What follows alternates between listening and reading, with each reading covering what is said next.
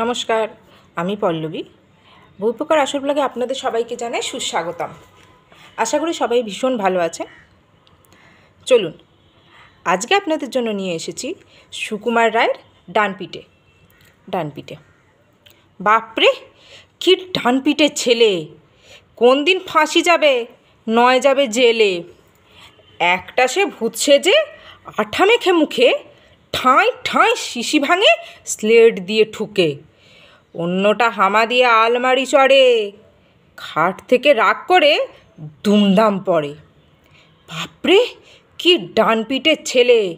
শিলনোড়া খেতে চায় দুধ ভাত ফেলে। একটার দাঁত নেই, জিভ দিয়ে ঘষে এক মনে মোমবাতি দেশলাই চষে। আরজন ঘরময় নীলকালি গুলে কপ কপ মাছি ধরে মুখে দেয় তুলে। বাপরে, কি ডানপিটে ছেলে! খুনো তো টমচাচা ওই রুটি খেলে। সন্দেহে শুঁকে বুড়ো মুখে নাহি তোলে, রেগে তাই দুই ভাই ফোঁস ফোঁস ফোলে। ন্যাড়া চুল খাড়া হয়ে রাঙা হয় রাগে, ভাপ ভাপ বলে চাচা লাফ দিয়ে ভাগে। শুনেছ কি বলে গেল সীতানাথ বন্দ?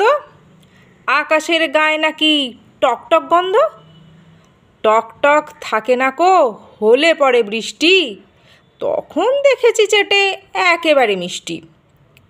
কহ ভাই কহ রে, একা চোরা শহরে বদ্যিরা কেন কেউ আলু ভাতে খায় না?